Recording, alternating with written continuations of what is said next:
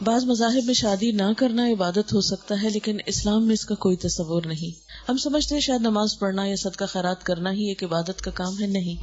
ماں باپ کے لیے اپنے اس فریضے کو پورا کرنا جب اولاد جوان ہو جائے وہ بھی ضروری ہے، اور اسی طرح کوئی شخص اگر یہ سمجھے کہ نکاح نہ کر کے وہ زیادہ اللہ کے قریب ہے یا زیادہ پاکیزہ زندگی بسر کر رہا ہے یا زیادہ اچھا مسلمان ہے تو نہیں، ٹھیک ہے، موقع میسر نہ آنا اور بات ہے، لیکن جب شادی کا موقع ہو اور اللہ تعالیٰ وسائل میسر کر دے تو پھر یہ عین دنیا دارانہ کام اللہ تعالیٰ کی نگاہ میں عین عبادت ہے۔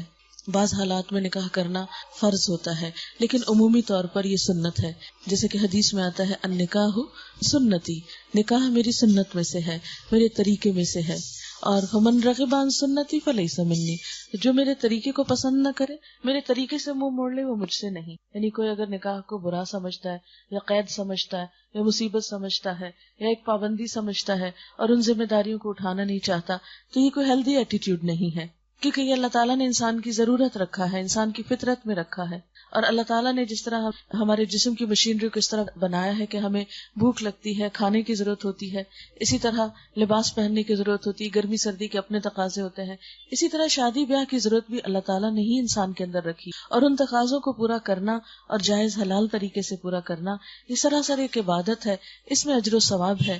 پھر اس کے بعد شوہر اور بیوی ایک دوسرے کے جو حقوق نبھاتے ہیں، ایک دوسرے کے لیے جو سیکریفائس کرتے ہیں، ایک دوسرے کی جو خدمت کرتے ہیں، ایک دوسرے کو جو کام آتے ہیں، ایک دوسرے کو جو خوشیاں دیتے ہیں، یہ ساری چیزیں عبادت میں شمار ہوتی ہیں، کیونکہ آپ کسی کو خوشی نہیں دے سکتے جب تک آپ قربانی نہ کریں، آپ کسی کو خوش رکھ نہیں سکتے جب تک آپ خود دکھ نہ اٹھائیں، تو کسی کی خوشی کے لیے اپنے جذبات کبھی قربان کر دینا، دوسرے کے دل رکھنے کے لیے کبھی اپنے دل پہ پتھر رکھ لینا، یہ سراسر عبادت کے کام ہے اور انسانیت کے شرف کا تقاضا ہے۔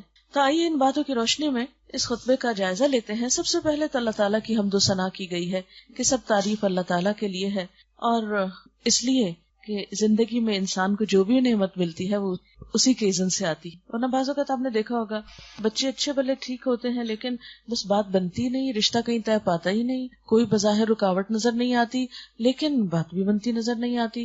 عموماً ہم پھر توہمات کا شکار ہو جاتے ہیں، جی کوئی جادو ہو گیا یا کچھ ایسا نہیں، اصل بات یہ کہ اللہ کا اذن نہیں ہے۔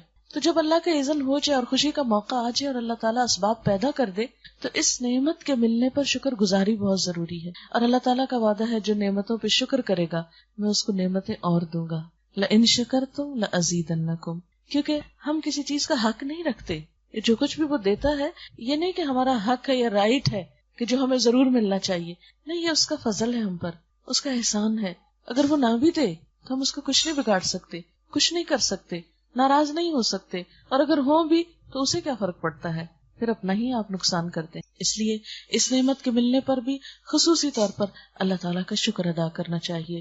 الحمدللہ نستعینہ، ہم اس سے مدد چاہتے ہیں، کیونکہ اہم ذمہ داریوں کو نبھانے کے لیے انسان دوسروں کی مدد کا محتاج ہوتا ہے، اور سب سے بڑا مددگار تو خود اللہ ہے۔ انسان چھوٹی سے چھوٹی ضرورت پہ اور بڑی سے بڑی ضرورت پہ ہر موقع پہ اللہ تعالیٰ کی طرف رجوع کرے۔ صحابہ کرام کا طریقہ کیا تھا کہ اگر جوتے کا تسمہ بھی ٹوٹ جاتا تو پہلی دعا ان کی اللہ سے ہوتی، کہ اللہ تو میری ضرورت کو پورا کر دے، کیونکہ چھوٹی چھوٹی چیزوں میں جب انسان اللہ تعالیٰ سے مانگتا ہے تو وہ ایک کنیکشن بحال رہتا ہے، ایک رابطہ رہتا ہے۔ اسی لیے دعا کرنے کو عبادت کی کریم یا مغز بتایا گیا ہے، کہ جیسے دودھ میں سب سے اس کا قیمتی حصہ اس کی کریم ہوتی ہے یا نچوڑ جو اس کا ہے، بالکل اسی طرح پوری عبادت میں جو دعا مانگنا ہے یہ اللہ تعالیٰ کو بے حد پسند ہے۔ اللہ تعالیٰ اس شخص سے ناراض ہوتا ہے جو دعا نہیں مانگتا۔ دعا کرنا بھی عین عبادت ہے، اور اس لیے عبادت ہے کہ اس سے بندہ اپنے رب کے سامنے اپنے سارے دکھ، ساری مشکلات اور ساری حقیقتیں بیان کرتا رہتا ہے، ایک کمیونیکیشن ہوتا ہے، اور اس کے ذریعے انسان کو اپنے رب سے قرب حاصل ہوتا ہے۔ تو نستعینہ، اس موقع پر بھی جب دل میں کوئی پریشانی آئے، جب کوئی معاملہ مشکل نظر آنے لگے، فوراً اللہ سے رجوع کریں۔ نبی صلی اللہ علیہ وسلم جو کہ سارے انسانوں کے گائیڈ تھے، رہنما تھے، اللہ تعالیٰ کے رسول تھے، تمام پیغمبروں کے سردار تھے، لیکن آپ کا حال کیا تھا؟ اپنی چھوٹی چھوٹی ضروریات میں بھی اللہ تعالیٰ کی طرف رجوع کرتے۔ احادیث میں آتا ہے جب کوئی مشکل پیش آتی فوراً نماز کی طرف رجوع کرتے، کیونکہ اللہ تعالیٰ کا خود فرمان ہے وَاسْتَعِینُوا بِالصَّبْرِ وَالصَّلَاةِ، مدد مانگو صبر اور نماز سے۔ لیکن افسوس کے ساتھ یہ کہنا پڑتا ہے کہ جب شادی کی مصروفیات ہوتی ہیں یا تیاری کا وقت ہوتا ہے یا اور اسی طرح کے ہم بزی ہو جاتے ہیں تو ہماری نمازیں چھوٹنے لگتی ہیں، یا ان میں غفلت کرنے لگتے ہیں یا جلدی جلدی مارے مارے پڑھنے لگتے ہیں. تو یہ طریقہ درست نہیں ہے. دنیا کا اپنا حصہ ہے لیکن اللہ تعالیٰ کا اپنا حق ہے. ایک کا حق دیتے ہوئے دوسرے کا حق قربان نہیں کرنا چاہیے. بعض اوقات ہم حقوق اللہ کی ادائیگی اس لیے چھوڑ دیتے ہیں کہ ہم بندوں کے حق جو ادا کر رہے ہیں اپنے آپ کو تسلی دے دیتے ہیں کہ ہم بندوں کے لیے بہت کیئرنگ ہیں، کائنڈ ہیں، اس لیے کیا فرق پڑتا ہے کہ اگر ہم نماز نہ بھی پڑھیں. نہیں، آپ دیکھیے کہ جیسے بندوں میں بھی آپ اگر ماں باپ کا حق دے رہے ہیں تو آپ یہ نہیں کہہ سکتے چونکہ میں ماں باپ کے لیے بہت اچھا ہوں اس لیے اگر میں نے اولاد کو نہیں بھی پوچھا تو کوئی فرق نہیں پڑتا. آپ یہ نہیں کہہ سکتے. آپ یہ نہیں کر سکتے کہ آپ کہیں کہ میں یتیموں مسکینوں کا اتنا خیال رکھتا ہوں اس لیے اگر میں اپنے پڑوسی کو اگنور بھی کر دوں تو کوئی فرق نہیں پڑتا. نہیں، ہر ایک کا اپنا حق ہے، ہر ایک کا اپنا مقام ہے. اسی طرح اللہ تعالیٰ کا اپنا مقام ہے، اس کے اپنے حقوق ہیں، اس کی عبادات اپنی جگہ ہیں. بندوں کا اپنا مقام ہے، بندوں کا اپنا حق ہے. ایک کا حق دیتے ہوئے دوسرے کا حق نہیں مارے. جہاں اس بات کی اجازت نہیں کہ بندوں کا حق دیتے ہوئے اللہ کا حق نہیں مارنا، وہاں اس بات کی بھی اجازت نہیں کہ ہم حقوق اللہ ادا کرتے ہوئے بندوں کے حق ضبط کر جائیں یا بندوں کا حق ادا نہ کریں. ایسا نہیں کہ گھر والے بھوکے ہوں اور ہم لمبی لمبی نماز شروع کر دیں، اس کی بھی ہمیں اجازت نہیں ہے. ہر کام کا اپنا ایک وقت ہے اور اپنا ایک مقام ہے. اس لیے نستعینہ اس موقع پر بھی یعنی اچھا ہوتا ہے جب رشتہ طے ہو رہا ہو تو کیا کیا جائے، 2 نفل پڑھ کر استخارہ کر لیا جائے، استخارے کی دعا پڑھ کے خیر مانگ لی جائے. عموماً لوگ سمجھتے ہیں کہ استخارہ کرنا شاید کوئی غیب کا علم معلوم کرنا ہے اور اس سے ہمیں کوئی فیوچر کا حال پتہ چل جائے گا کہ یہ چیز ہمارے حق میں بہتر ہے یا نہیں. ایسا نہیں ہے. استخارہ سمپلی کیا ہے کہ انسان اللہ تعالیٰ سے مدد مانگتا ہے اہم معاملات میں. نبی صلی اللہ علیہ وسلم نے فرمایا خدا سے استخارہ کرنا اولاد آدم کی سعادت ہے. قضاء الہی یعنی تقدیر پہ راضی ہونا اولاد آدم کی سعادت ہے، یعنی خوش قسمتی ہے جس کو یہ نصیب ہو جائے. اور اولاد آدم کی یعنی انسان کی بدبختی یہ ہے کہ وہ خدا سے استخارہ نہ کرے اور خدا کی قضا پہ ناخوش ہو. تو اس لیے رشتہ طے پائے تو استخارہ کر لیا جائے. اور اس کا طریقہ بہت سمپل ہے، 2 نفل پڑھ کے اللہ تعالیٰ سے دعا کر لی جائے. آپ صلی اللہ علیہ وسلم نے فرمایا استخارہ کرنے والا کبھی نامراد نہیں ہوتا اور مشورہ کرنے والا کبھی نادم نہیں ہوتا، یعنی اس کو کوئی پشیمانی نہیں ہوتی. اور آپ دیکھیں خاندانی زندگی کے امور بھی جب آپس کے مشورے سے طے پاتے ہیں تو آپس میں بھی ایک قرب اور کلوزنس کا احساس ہوتا ہے، آپس میں ایک دوسرے پر اعتماد بحال ہوتا ہے. شوہر بیوی کام کرتے ہوئے آپس میں مشورہ کریں، بچوں کو شریک مشورہ رکھیں، پھر بچوں کی اگر شادی ہو جائے تو ان بچوں کے جو ساتھی ہیں ان سے مشورہ کریں. یعنی اس سے خاندان میں باہم خوشیاں پیدا ہوتی ہیں، سب مل کر چلتے ہیں. انسان تنہا خوشی نہیں حاصل کر سکتا، انسان انسانوں سے انس پاتا ہے، خوشی حاصل کرتا ہے. ان سے بھی مشورہ کرنے کے ساتھ ساتھ اللہ تعالیٰ سے استخارہ کیا جائے. یعنی بندوں سے جس طرح مشورہ کیا جاتا ہے تو استخارہ اللہ تعالیٰ سے ایک طرح کا مشورہ ہے. آپ صلی اللہ علیہ وسلم نے فرمایا استخارہ کرنے والا کبھی نامراد نہیں ہوتا اور مشورہ کرنے والا کبھی نادم نہیں ہوتا اور کفایت سے کام لینے والا کبھی کسی کا محتاج نہیں ہوتا. یعنی انسان کی جتنی بھی آمدنی ہو مگر سوچ سمجھ کر ہی خرچ کرنا چاہیے. مال کو ضائع کرنا ناپسندیدہ ہے، اس سے منع کیا گیا ہے. اسی طرح استخارے کے بارے میں یہ بھی آتا ہے، حضرت جابر کا بیان ہے کہ نبی صلی اللہ علیہ وسلم جس طرح ہمیں قرآن پڑھایا کرتے تھے ہر کام میں اسی طرح استخارے کی تعلیم بھی دیتے تھے. اور فرماتے جب تم میں سے کوئی کسی اہم معاملے میں فکر مند ہو تو 2 رکعت نفل پڑھے اور پھر یہ دعا پڑھے. اور وہ دعا موجود ہے یہاں کتاب میں بھی لکھی ہوئی ہے، کارڈز وغیرہ بھی موجود ہیں. آپ کے گھر میں بھی اگر کوئی ہو ایسی کتاب جس پہ لکھی ہو تو آپ دیکھ کے بھی پڑھ سکتے ہیں. ویسے اچھا تو یہ کہ انسان زبانی یاد کر لے، لیکن اگر نہ ہو تو دیکھ کے بھی پڑھی جا سکتی ہے. اور اس دعا کا مطلب کیا ہے؟ خدایا میں تجھ سے تیرے علم کے واسطے سے خیر کا طلبگار ہوں، تیری قدرت کے ذریعے تجھ سے تیرے عظیم فضل کا سوال کرتا ہوں. استخارے کی دعا میں دراصل اللہ کا فضل مانگا جاتا ہے، اس لیے کہ تو قدرت والا ہے اور مجھے ذرا قدرت نہیں، تو علم والا ہے مجھے علم نہیں، اور تو غیب کی ساری باتوں کو خوب جانتا ہے. خدایا اگر تیرے علم میں یہ کام میرے لیے بہتر ہے، میرے دین اور دنیا کے لحاظ سے اور انجام کے لحاظ سے، تو میرے لیے اسے قائم کر دے، یعنی مقدر کر دے، اور میرے لیے اس کو آسان کر دے، اور میرے لیے اس کو مبارک کر دے. اب آپ دیکھیں کتنی دعائیں ہیں اس میں. نستعینہ کا مطلب کیا ہے کہ ہم اس شادی کے معاملے میں اللہ کی مدد چاہتے ہیں. پھر اللہ تعالیٰ کتنے مہربان ہیں کہ وہ ہمیں یہ بھی سکھا دیتا ہے کہ مدد مانگو کیسے، دعا کیسے مانگو، دعا میں کیا کہو. کیونکہ ایٹ ٹائمز ہم چاہتے کچھ ہیں مگر اس بچے کے حال کی طرح جیسے بھوکا ہوتا ہے نا بچہ تو رو رو کے بتاتا ہے، اسے یہ نہیں پتا ہوتا کہنا کیا، مانگنا کیا ہے، ضرورت کیا ہے. پھر ماں پوچھتی ہے اچھا کیا چاہیے، بولو کیا چاہیے، کیا کہتے، بھوک لگی ہے، پیٹ میں درد ہے، سر درد ہے، کیا ہے تمہیں.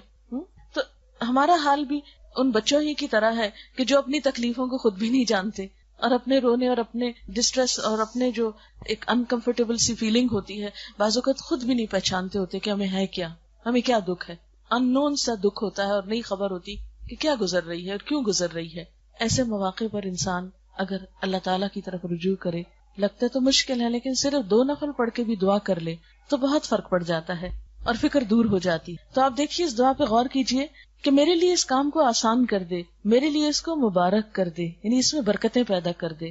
اور اگر تیرے علم میں یہ کام میرے لیے برا ہے، میرے دین اور دنیا کے لحاظ سے اور انجام کے لحاظ سے، تو اس کام کو مجھ سے دور کر دے اور مجھے اس سے بچا کے رکھ. میرے لیے خیر اور بھلائی مقدر فرما جہاں کہیں بھی ہو، اور پھر مجھے اس پہ راضی کر دے اور یکسو کر دے. یعنی اگر اس کام میں نہیں اچھائی کہیں اور ہے تو پھر میری رہنمائی کر دے اس کام کی طرف. یعنی کتنی خوبصورت دعا ہے جس موقع پہ مانگی جاتی. پھر اسی طرح آپ دیکھیں مثلا تاریخ طے کر رہے ہیں، مثلا کوئی اور اسی طرح کے اس معاملے میں اہم ڈیسیژن لے رہے ہیں. آپ ذرا سوچیں ہارڈلی کتنے منٹ لگتے ہیں 2 نفل پڑھنے میں؟ 5 منٹ. وضو کو کتنے منٹ لگتے ہوں گے؟ 5 منٹ. وہ جو سارا دن فکر کا بوجھ سر پہ اٹھائے رکھتے ہیں، 5 منٹ میں وضو کر لیں، 5 میں 2 نفل پڑھ لیں اور یہ دعا پڑھ لیں، بہت بہتر فیل کریں گے. لیکن نفس کو منانا تو پھر اپنا ہی کام ہے، کوئی اور تو ہمیں زبردستی نہیں کرا سکتا. پھر اسی طرح آپ دیکھیں کہ بچوں کی جب بھی شادی ہوتی تو ماں باپ کے دل پہ بنی ہوئی ہوتی. میں خود اس کیفیت سے گزری ہوں کہ ایک عجیب سا بوجھ ہوتا ہے کہ اللہ سب خیر ہو، معلوم نہیں ان کی آپس میں بنے نہ بنے، کیا ہو کیا نہ ہو. ایسی ساری فکروں کو اللہ کے حوالے کریں. بس جب فکر چھانے لگے 2 نفل پڑھ کے اللہ تعالیٰ سے دعا کر لیں. نستعینہ، یہ اللہ ہی نے ہمیں طریقہ سکھایا ہے کہ ہم اس سے مدد مانگے، کیونکہ ساری قدرت ساری قوت اس کے ہاتھ میں نا. کتنی نشانیاں ہیں اس کی ہمارے سامنے کہ ساری قوت اس کے ہاتھ میں ہے. مثلا آپ دیکھیں کہ اس درخت کا ڈیزائن جو ہے یہ ہمارے مرضی سے تو نہیں ہوا. ہم اگر اس کو موڑنا چاہیں، اس کو پھیرنا چاہیں کہ نہیں ہم اب بور ہو گئے ہیں یہ پتوں کا یہ رنگ دیکھ کے یا یہ شکل دیکھ کے، تو اس میں کوئی تبدیلی کر دیں، رہے یہ یہی درخت لیکن بس ذرا ڈیزائن بدل دے، تو یہ نہیں ہم کر سکتے. ہوا چلے مرضی ہے اس کی، نہیں چلے نہیں چلے، یہ اللہ کی قدرت ہے نا. یعنی چھوٹی چھوٹی چیزوں میں اللہ تعالیٰ کی قدرتیں نظر آتی. کس پھول کا رنگ کیا بنایا، کس کا ڈیزائن کیا، کس کا سائز کیا ہو، اس نے مقدر کیا ہے. تو بہت ساری چیزیں اس کے فیصلے پہ ہوتی ہیں. ہمارا کام کیا ہے؟ بس اس سے خیر اور بھلائی کے طلبگار رہیں، اس سے مانگتے رہیں، اس سے اچھی امیدیں رکھیں، اس سے اچھا گمان رکھیں. جیسا کہ حدیث میں آتا ہے اللہ تعالیٰ فرماتے ہیں کہ میں اپنے بندے کے ساتھ اس کے گمان کے مطابق معاملہ کرتا ہوں. جیسا وہ میرے بارے میں گمان رکھتا ہے میں بھی پھر اس کے ساتھ ویسا ہی معاملہ کرتا ہوں. کبھی مایوس نہ ہو اس کی رحمت سے، کبھی دل چھوٹا نہ کرے، کبھی یہ نہ سمجھے کہ یہ نہیں ہو سکتا. اس کے لیے کچھ بھی مشکل نہیں، اس کے ہاں سب کچھ ہو سکتا ہے. ہاں کمی ہے تو ہمارے اپنے مانگنے میں اور ہماری اپنی کوتاہی ہے کہ اس کی طرف رجوع نہیں کرتے. وَنَسْتَغْفِرُهُ، اور ہم اس سے بخشش مانگتے. شادی کا موقع ہے، اللہ نے خوشی دی ہے، کہیں ایسا کوئی کام نہ ہو، ایسی زبان سے کوئی بات نہ نکلے، کوئی ایسا رویہ نہ ہو کہ جس سے کسی کا دل دکھے یا کسی کو تکلیف پہنچے یا اس کے جناب میں کوئی گستاخی ہو جائے، کوئی نافرمانی کا کام نہ ہو جائے. کیونکہ عموماً ہمارا حال یہ ہے کہ خوشی غمی کے موقع پر ہی اس کو ناراض زیادہ کرتے ہیں. عام روزمرہ روٹین میں تو پھر بھی کچھ ٹھیک ہی رہتے ہیں، لیکن جب کبھی کوئی ایسا فنکشن ہوتا ہے تو عموماً ہم بہت ساری چیزوں میں یہ نہیں پرواہ کرتے کہ اس کی پسند کیا ہے. ہم یہ صرف دیکھتے ہیں ہماری خواہش کیا ہے، ہمارا دل کیا چاہتا ہے. خواہ پہننے اوڑھنے کا معاملہ ہو یا کھانے پینے کا معاملہ ہو یا گپ شپ گفتگو کا موضوع ہو، تو عموماً جب اکٹھے ہوتے ہیں رشتے دار یا لوگ تو پھر گفتگویں آپ نے دیکھا ہوگا، کبھی اس کا شکوہ، کبھی اس کا حال پوچھ کے اس کو طنز کر، اس کو چھیڑ، اس پہ تبصرہ کر، کسی کے لباس پہ، کسی کی شکل پہ، کسی کے زیور پہ، کسی کی کسی چیز پہ.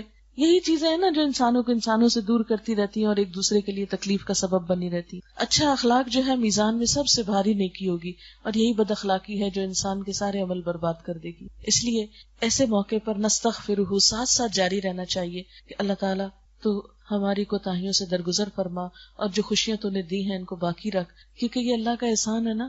اگر خدا نہ خواستہ وہ ناراض ہو جائے اور دے کے واپس لے لے خوشیاں تو ہم کیا کر سکتے ہیں. تو اس لیے جو کچھ ہمیں ملا ہو اس پر شکر گزاری اور اپنے گناہوں کا احساس اور اس پہ توبہ بے حد ضروری ہے. وَنَعُوذُ بِاللَّهِ مِن شُرُورِ أَنفُسِنَا، ہم اپنے نفس کے شر سے بچنے کے لیے اپنے آپ کو اللہ کے حوالے کرتے ہیں. اب دیکھیں اس موقع پر نفس کے شر سے بچنے کی دعا کیوں مانگی جا رہی؟ اس کی وجہ یہ ہے کہ شادی کا موقع ایسا موقع ہوتا ہے جس میں انسان پھر صرف اپنی مرضی نہیں کر سکتے. یہ شادی کے بعد کی زندگی میں انسان تنہا نہیں چل سکتا، اس کو دوسرے کو ساتھ لے کے چلنا ہوتا ہے. اچھا، شادی سے پہلے عموماً ہم اپنی مرضی سے سوتے ہیں، اپنی مرضی سے جاگتے ہیں، اپنی مرضی سے سب کام کرتے ہیں، لیکن شادی کے بعد اب ہر بات میں دوسرے کا بھی خیال کرنا ہے، سونے میں، جاگنے میں، کھانے میں، پینے میں، پسند ناپسند میں، باہر آنے جانے میں. اب دیکھیے عموماً شادی کے بعد جھگڑے کن باتوں پہ شروع ہوتے ہیں؟ چھوٹی چھوٹی، کو بڑی باتیں نہیں ہوتی، چھوٹی چھوٹی بات. ایک کچھ کرنا چاہ رہا ہے، دوسرا کچھ کرنا چاہ رہا ہے. اب ہر ایک اپنی مرضی چاہتا ہے. اب دو لوگوں کی مرضی بیک وقت تو نہیں ہو سکتی. ایسے میں کیا کرنا چاہیے دونوں کو؟ کبھی ایک اپنی مرضی چھوڑ دے اور کبھی دوسرا چھوڑ دے، کبھی لو کبھی دو.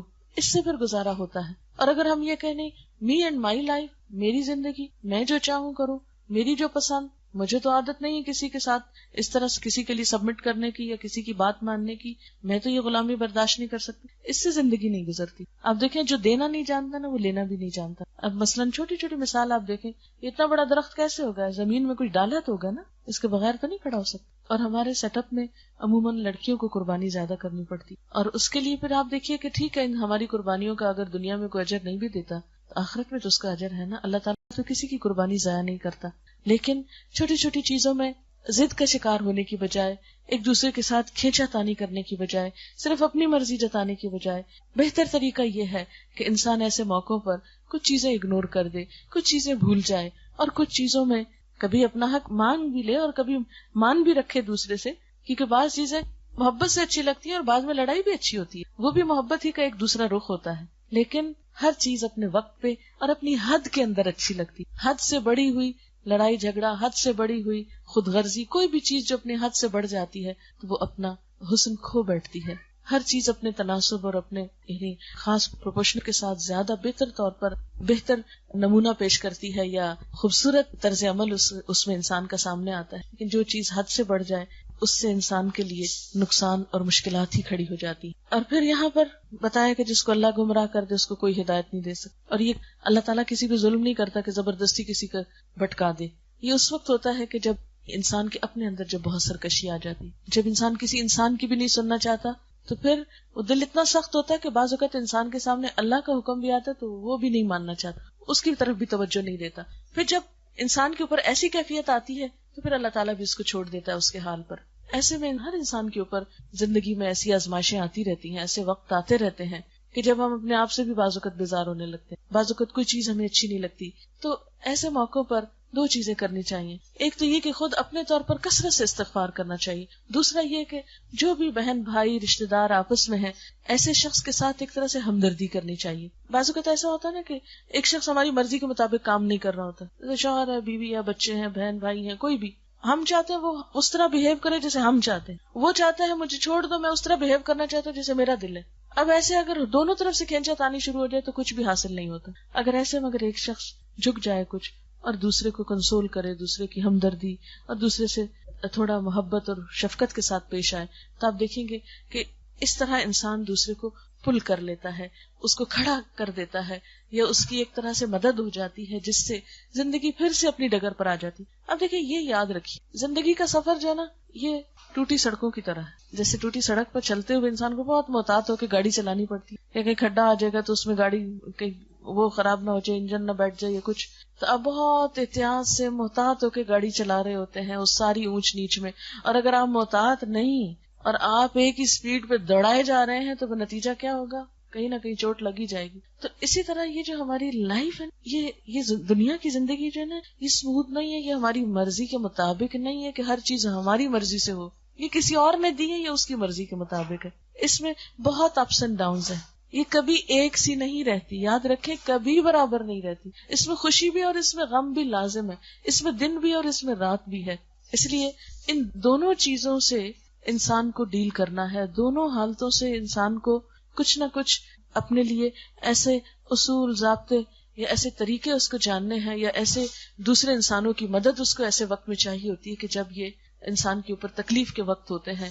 اور اس میں والدین، بہن بھائی، دوست، رشتہ دار، ان سب کی ذمہ داری بنتی ہے. اور خصوصاً نئے کپل کے لیے عموماً ہمارے ہاں شادی کے بعد جو انٹرفیئرنس ہوتی ہے اس سے بہت سی مشکلات پیدا ہو جاتی، خواہ وہ ایک خاندان کی طرف سے ہو یا دوسرے خاندان کی طرف سے. تو میرے خیال میں اگر لڑکی اور لڑکے کو بہت سے معاملات میں خود باہم ایک دوسرے کے ساتھ کمپرومائز کرنے دیا جائے تو بعض اوقات زیادہ بہتر نتیجے سامنے آتے ہیں، بنسبت اس کے کہ سسرال یا ماں باپ کی ہر معاملے میں ایک مداخلت یا ہر معاملے میں ایک گائیڈ لائن جو ہے وہ رہے.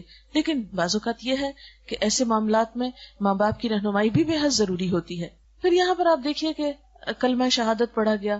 بات یہ کہ جیسے زندگی کے جتنے بھی موقع ہیں ان سب میں یہ کلمہ پڑھا جاتا ہے. جب بچہ پیدا ہوتا ہے اس کے کان میں یہ اذان دی جاتی ہے, اس میں اشہد ان لا الہ الا اللہ پڑھا جاتا ہے. بچہ بولنے لگتا ہے تو اس وقت اس کو کلمہ سکھایا جاتا ہے. پھر اسی طرح شادی کا موقع ہے, پھر یہ کلمہ پڑھا جاتا ہے. اسی طرح جب فوت ہونے لگتا ہے اس وقت کلمہ پڑھا جاتا ہے. تو یہ جو کلمہ شہادت ہے یہ زندگی کے سارے اہم مواقع پر ہمارے لیے ایک طرح سے تجدید ایمان کا طریقہ یا ذریعہ بن جاتا ہے کہ ہم اپنا تعلق اللہ تعالیٰ سے ظاہر کریں کہ ہم اس کے بندے ہیں. پھر دیکھیے خطبہ نکاح میں 3 آیتیں ہیں اور 3 آیتوں میں 4 دفعہ اللہ سے ڈرنے کا حکم ہے. دیکھو لوگوں, خدا کا خوف کرو, اللہ سے ڈرتے ہوئے اپنے معاملات کرو. کیوں؟ اس لیے کہ جس انسان کے دل میں خدا کا خوف نہ ہو, نہ وہ اللہ کا حق دے سکتا نہ بندوں کا. تو بات ہو رہی تھی تقویٰ کی. تقویٰ کا مطلب ہوتا ہے اللہ تعالیٰ کا احساس دل میں رہنا, کوئی بھی کام کرتے وقت اللہ تعالیٰ کو یاد رکھنا. مثلاً انسان جب کسی بھی انسان کے ساتھ معاملہ کرتا ہے اور اس کے دل میں خدا کا خوف ہوتا ہے, اس کا احساس ہوتا ہے, تو وہ اس پہ زیادتی نہیں کر سکتا, کیونکہ اسے پتا ہوتا ہے کہ وہ دیکھ رہا ہے. نہ سامنے کر سکتا ہے اور نہ پیٹھ پیچھے کر سکتا. عموماً آپ دیکھیں گھروں میں جھگڑے کیوں بڑھتے ہیں, جب ایک شخص دوسرے پہ زیادتی کرتا ہے اور زیادتی کرنے والا بھول جاتا ہے کہ میرے اوپر رب دیکھ رہا ہے, مجھے کسی کو حساب دینا ہے, جواب دینا ہے. جب تک انسانوں کے اندر خدا کا خوف نہ ہو, ایک پرامن اور پرسکون معاشرہ وجود میں نہیں آ سکتا. عموماً آپ دیکھیں کہ جب ساس بہو کا جھگڑا بھی ہوتا ہے تو اس میں بھی بعض اوقات باتیں بڑھا چڑھا کے بیان کی جاتی. یعنی ایک فریق مثلا اگر بیوی شوہر کو بات کر رہی ہے تو وہ اگر بات پوری صحیح نہیں کرتی, اس میں کچھ ایڈ کر دیتی تاکہ اس کی بات کا وزن زیادہ ہو, غلط بیانی کر دیتی. تو اسی وقت ہوتا ہے کہ جب انسان کو یہ پتا نہ ہو کہ جھوٹ جو ہے وہ ہلاک کرنے والی چیز ہے اور اللہ تعالیٰ دیکھ رہا ہے. اور اس میں پھر یہ کہ بات بڑھانے میں صرف جھوٹ ہی نہیں ہوتا, الزام تراشی بھی ہوتی. اور جو بہتان ہوتا ہے یہ دوسرے کے اوپر الزام لگانا ہوتا ہے, کسی کے اوپر کوئی تہمت لگانا کہ جو کام کسی نے کیا نہیں وہ اس پہ جڑ دینا. یہ تو جھوٹ سے بھی بڑا جرم پھر ہو جاتا ہے. اس سے تو سالوں کی عبادت ضائع ہو جاتی. لیکن عموماً آپ نے دیکھا ہوگا کہ بعض اوقات ایک شخص اگر نسبتاً کمزور ہے دوسرے کے تو اس کے اوپر بعض اوقات حد سے بڑی ہوئی باتیں بھی چشمہ کر دی جاتی. تو یہ طریقہ ہو سکتا ہے کوئی دنیا میں انسان کچھ بھی نہ کہہ سکے, کوئی مظلوم جو ہے وہ اپنی صفائی بھی نہ دے سکے, لیکن اس کو پتا ہوتا ہے کہ کون کیا بول رہا ہے. اسی طرح بعض اوقات عورت بیچاری کا قصور نہیں ہوتا لیکن اس کو شوہر بلا وجہ طلاق دے دیتا ہے, چھوٹی چھوٹی بات میں غصے میں آ کے بڑے بڑے بول دیتا ہے, زندگی کو اجیرن کر دیتا ہے. اب یہ سب کچھ کیسے ختم ہو سکتا؟ کوئی قانون کسی کو پابند نہیں کر سکتا. آپ دیکھیے کہ کرسچینٹی کے اندر مثال کے طور پر یہ قانون ہے کہ طلاق نہیں ہو سکتی, یا طلاق دینا منع ہے, بس ایک دفعہ جو جوڑا بن گیا ہمیشہ کے لیے ہو گیا. اب آپ دیکھیں کہ کتنی ہی طلاقیں روز ہوتی ہیں اور کتنے ہی لوگ ہیں جو شادی بعد میں ہوتی ہے اور طلاق کی باتیں پہلے ہی ہو جاتی ہیں. وہ خاص طور پر جو پیپر میرجز ہوتی ہیں یا وقتی طور پر نکاح ہوتے ہیں اور رخصتی سے پہلے ہی بہت سے ایسے گڑبڑ اور لڑائی جھگڑے شروع ہو جاتے ہیں. تو یہ سب کچھ جو ہے یہ کوئی بھی قانون روک نہیں سکتا. آپ کوئی قانون دنیا میں نہیں پاس کر سکتے کہ جس کی روح سے انسانوں کو اخلاق کا پابند بنایا جائے. یہ سب چیزیں انسان کے اندر سے اٹھتی ہیں. جب تک انسان کی تربیت نہ ہو, جب تک انسان کی سوچ اچھی نہ ہو, جب تک انسان کا اپنا اندر اچھا نہ ہو, اس وقت تک بات نہیں بن سکتی. اور یہ جو تقویٰ ہے یہ دراصل انسان کے اندر کی خوبصورتی کی بات ہے. ایک لباس انسان باہر پہنتا ہے اپنے جسم کی خوبصورتی کے لیے, اور ایک لباس انسان اپنے اندر رکھتا ہے, اس کی روح بھی ایک لباس پہنتی ہے, اور وہ لباس قرآن پاک میں اس کو لباس التقویٰ کہا گیا ہے. تقویٰ کا لباس جو انسان کو اندر سے خوبصورت بناتا ہے.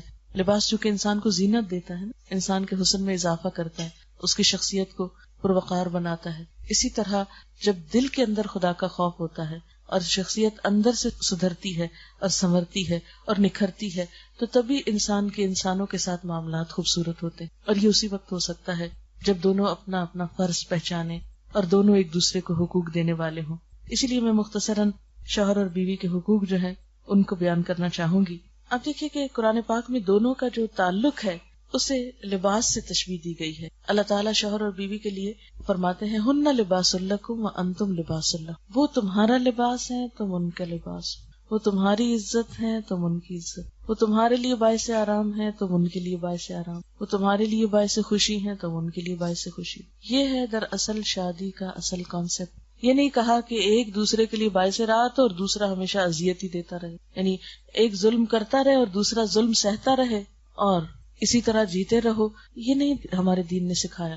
ہمارے دین نے شادی کے رشتے میں دونوں کو پابند کیا ہے، دونوں پر ذمہ داری ڈالی ہے کہ وہ ایک دوسرے کا خیال رکھے، کیونکہ ایک ہاتھ سے تو تالی نہیں بج سکتی، ایک طرف سے خوشگواری کہاں سے آ سکتی، ایک طرف سے ایک شخص کتنا بھی اچھا ہو، اگر دوسرا اچھا نہیں اور اس کے اندر انسانیت نہیں، کیسے نباہ ہو سکتا ہے، کیسے گزارا ہو سکتا ہے، زندگی کتنی دوبر ہو جاتی ہے۔ اس لیے ہن لباس لکم وانتم لباس لہم، وہ تمہارا لباس ہے، تم ان کا لباس ہے، تم ایک دوسرے کی شان ہو، ایک دوسرے کے لیے خوبصورتی کا ذریعہ ہو، ایک دوسرے کی عزت ہو، ایک دوسرے کا قرب ہو۔ اب دیکھیں کہ جسم اور لباس میں فاصلہ نہیں ہوتا، جسم لباس کے ساتھ ہی ہوتا ہے۔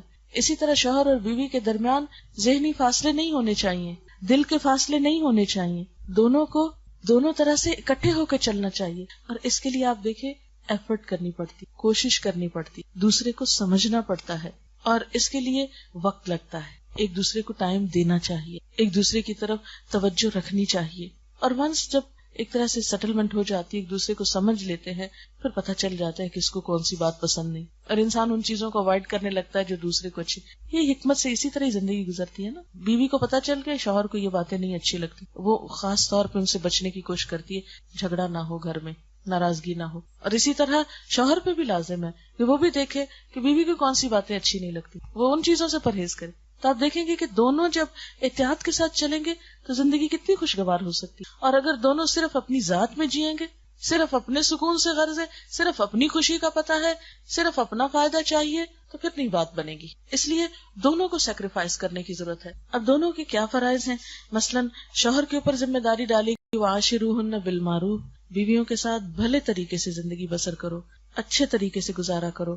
آپ صلی اللہ علیہ وسلم نے فرمایا، لوگوں سنو، عورتوں کے ساتھ اچھے سلوک سے پیش آؤ، کیونکہ وہ تمہارے پاس قیدیوں کی طرح ہیں، تمہیں ان کے ساتھ سختی کا برتاؤ کرنے کا کوئی حق نہیں، سوائے اس صورت کے کہ جب ان کی طرف سے کھلی ہوئی نافرمانی سامنے آئے۔ پھر اسی طرح آپ نے فرمایا کہ تمہارے کچھ حقوق ان پر ہیں اور ان کے کچھ حقوق تم پر ہیں۔ پھر اسی طرح حکم یہ دیا گیا کہ بیوی سے اچھا گمان رکھو، اگر کوئی بات اچھی نہیں بھی لگتی تو اسی میں مت اڑ جاؤ، کوئی دوسری اچھی بات اس میں تلاش کرو۔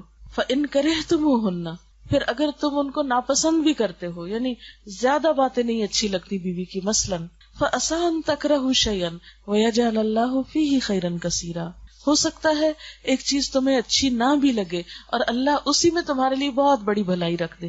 اگرچہ یہ بات مردوں کو کہی جا رہی ہے کہ بیوی کی کوئی بات نہیں بھی پسند تو بھی بنا کے رکھو، ہو سکتا ہے اللہ اس سے تمہیں ایسی اولاد دے جو تمہارے لیے بہت آنکھوں کی ٹھنڈک ہو، کیونکہ ضروری تو نہیں ہوتا کہ ساری خوشیاں بیک وقتی زندگی میں اکٹھی آ جائیں، بعض چیزیں ایک وقت میں آتی ہیں، بعض اوقات بعض چیزیں لیٹ ملتی ہیں، بعض چیزوں کے لیے عرصہ دراز تک صبر کرنا پڑتا ہے۔ اور کئی دفعہ یہ دیکھا گیا ہے مثلا شوہر بیوی کی آپس میں اتنی نہیں بنی لیکن اللہ نے اولاد بہت فرما بردار دی، پچھلے سارے غموں کا مداوع ہو گیا۔ اب ایک تو یہ تھا کہ انسان سب کچھ چھوڑ کے چلا جائے، ختم کر دے، اور دوسرا یہ ہے کہ انسان صبر کر لے، اور آج نہیں تو کل صبر کا پھل تو میٹھا ہے، اللہ تعالیٰ کسی کی بھی قربانیوں کو ضائع نہیں کرتا۔